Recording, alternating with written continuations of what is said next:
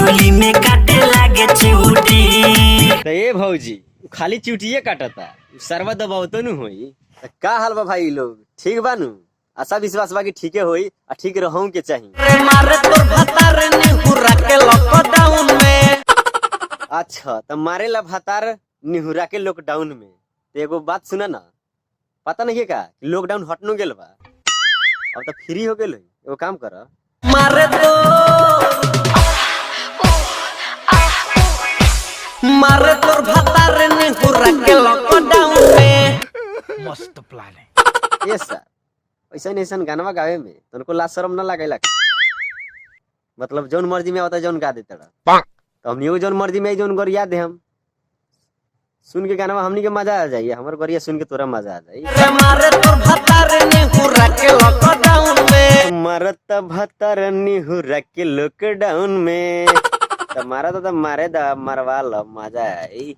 तो एगो काम करो, कभो कभो खड़े खड़े मरवा ला, कभो कभो सूत के मरवा ला, जब मारेला निहुराई के तो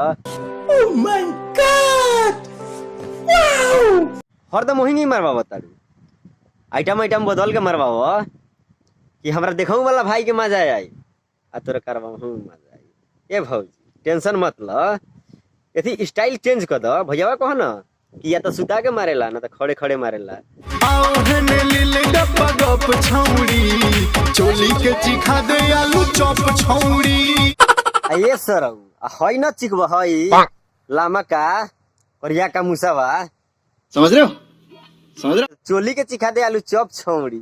सारण एक बार चिकना ल, रसमलाई मुंह में आ जाई, पूरा मजा दे तोहरो।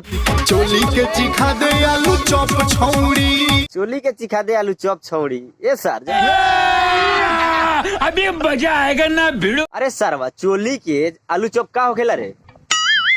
हमनी तो आज तक ले देखला ही नहीं की खइले बड़े का। चोली वाली चॉप चिखा दे। चोली वाली चॉप चिखा दे। ए सर आई हमार आके लड़वा ना चिख देवरा देखी के डरे सा हमर ब्यूटी, चोली में काटे लागे चिउटी। का कहलो भौजी, चोली में काटा तो चिउटी।